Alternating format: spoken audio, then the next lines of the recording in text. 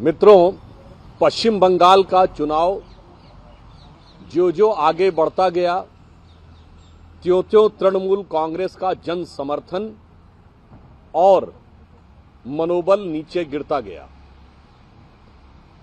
और जैसे ही हिंसा मुक्त और शांतिपूर्ण चुनाव और मतदान संपन्न हो गया तो तृणमूल कांग्रेस के मन की अशांति और बेचैनी बहुत बढ़ गई और जैसे ही एग्जिट पोल के रुझान सामने आए तो ऐसा लगने लगा कि उनका संतुलन भी पूरी तरीके से खोने लगा और देश के इतिहास में पहली बार ऐसा हो रहा है जब किसी ऐसे राज्य में जहां पर कि चुनावी हिंसा एक सामान्य और सहज बात हो गई थी, 2018 के पंचायत चुनावों में 75 लोगों की हत्या हुई थी। उस राज्य में यदि विधानसभा के चुनाव बगैर कोई विशेष हिंसा के संपन्न हो जाएं और तब किसी के मन में आपत्ति हो तो मेरा सवाल उठता है कि संविधान किन लोगों के रहने पर खतरे में है। अब जिस प्रकार से तृणमूल कांग्रेस ने अनर्गल निराधार आरोपों को मुद्दा बनाकर सर्वोच्च न्यायालय जाने का प्रयास किया, ये भी उनकी चिर परिचित छटपटाहट और बौखलाहट का ही एक प्रमाण है। विगत 10-12 वर्षों में भिन्न भिन्न न्यायालय के स्तरों पर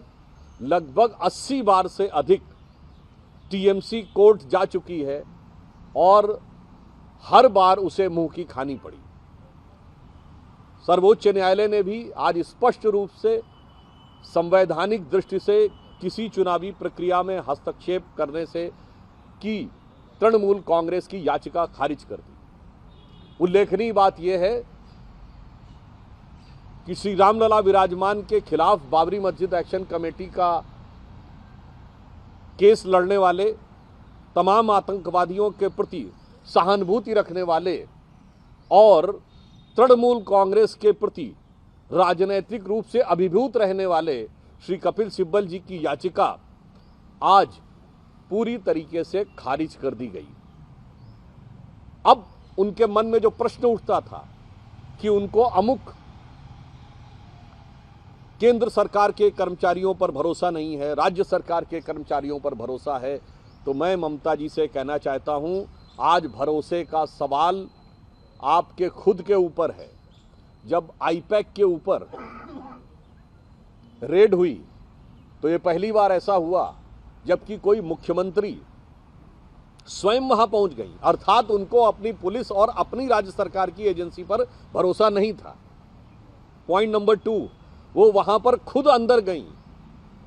अर्थात उनको अपने पर्सनल स्टाफ पर भी भरोसा नहीं था। पॉइंट नंबर 3, उन्होंने खुद उठाकर वो हरे रंग की फाइल अपने हाथ में रखी, अर्थात उनको अपने किसी निजी सहयोगी पर भी भरोसा नहीं था। तो जब भरोसा स्वयं तृणमूल कांग्रेस की सरकार को अपनी ही सरकार, अपने कर्मचारियों और अपने ऑफिस पर नहीं है, तो यह इसलिए है क्योंकि जनता का भरोसा पूरी तरीके से उठ चुका है। और मेरा ये सवाल है इंडी गठबंधन से और सारी देश की जनता को ध्यान से इस विषय को देखना चाहिए कि जहां पर शांतिपूर्ण मतदान होने पर, हिंसा मुक्त मतदान होने पे, हत्याएं न होने पर किसी को समस्या उत्पन्न हो रही है, इससे बहुत साफ है कि हिंसा, दबाव, भय और आतंक के आधार के ऊपर जो सत्ता बनाने का प्रयास था वह आज पूरी तरीके से भरभराता जा रहा है और संवैधानिक उपकरणों का इस प्रकार से दुरुपयोग करना और संवैधानिक संस्थाओं में बार बार जाकर न्यायालय को इतनी बार जाना, मुझे लगता है कि ये न सिर्फ आपकी राजनीतिक हताशा को दर्शाता है बल्कि ये भी दर्शाता है कि संवैधानिक व्यवस्थाओं में आपकी आस्था नहीं है और उसका आप दुरुपयोग करना चाहते हैं। आज का जो सर्वोच्च न्यायालय का निर्णय है ये संवैधानिक दृष्टि से उपयुक्त और राजनैतिक और नैतिक दृष्टि से तृणमूल कांग्रेस की मंशा के ऊपर एक गहरा गंभीर सवालिया निशान है। आज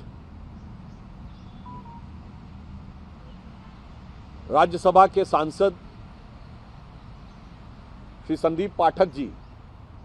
के आवास पर पंजाब पुलिस ने जाकर रेड करने का प्रयास किया। हम यह सवाल पूछना चाहते हैं पंजाब से, जहां कानून व्यवस्था की स्थिति इतनी लचर है कि आपकी पुलिस न ड्रग वालों को पकड़ पा रही है, जहां पवित्र हरमिंदर साहब के गेट के ऊपर भी गोली चल जाती है, जहां पर पुलिस अधिकारियों के कार्यालय पर हमला हो जाता है और वहां पर नियंत्रण न करके आज जिस प्रकार से पाठक जी के आवास पर पंजाब पुलिस ने धावा बोला है, मेरा सवाल केजरीवाल जी से है कि इस तथाकथित नई राजनीति के अलंबरदार यह बताएं कि आपके राज्य में जहां कानून व्यवस्था सर्वाधिक ध्वस्त है, और कल ही एक गंभीर आरोप पंजाब विधानसभा में विपक्ष के द्वारा लगाया गया कि मुख्यमंत्री भगवंत मान जी के ऊपर कि वो नशे में हैं, तो मैं आम आदमी पार्टी, पंजाब सरकार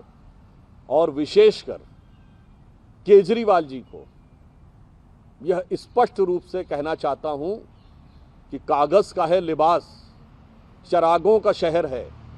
कागज का है लिबास, चरागों का शहर है। चलना संभल संभल के, क्योंकि तुम नशे में हो।